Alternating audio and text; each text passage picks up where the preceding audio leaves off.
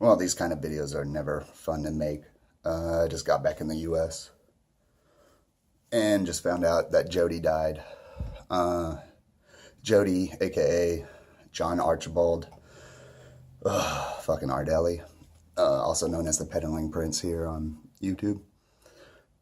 John and I were good friends. We've been communicating ever since the whole Dragon Con situation with Lou Skunt and stuff, through emails and phones.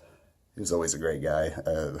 I grew to actually really like him and find him very funny. His continuous talk about his love of Swiss cheese and everything, you know. He was only 6 years older than me, born in 1972, and I believe he told me Lachine, Quebec, or something like that, if I remember correctly. Something up in Quebec, I know he was born, but he was only 6 years older than me, so pretty things.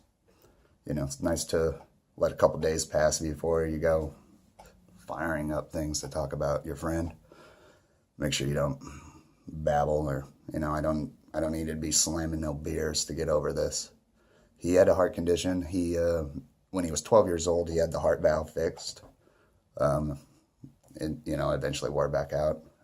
I imagine that's what happened. There's no telling. He's already been cremated. There's going to be no service. There was no service. They are going to spread his ashes up by his favorite lake at some point, I'm sure.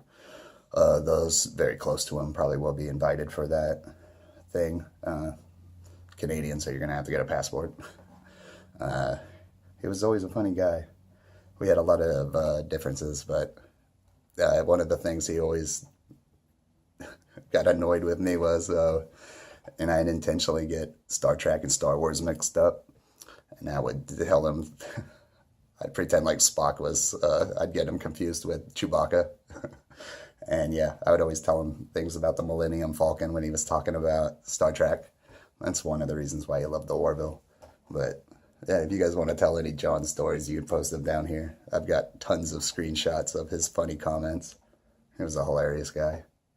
During the whole truce thing, he was my intermediary, however you say that dang word. I'm still stupid despite everything. So yeah, gonna be going back home to Colorado before we move. So hopefully we can get all this things. During Christmas time, I was happy to reach out when he was broke, needed his bills paid, and help him pay his bills. You know, he was real good about.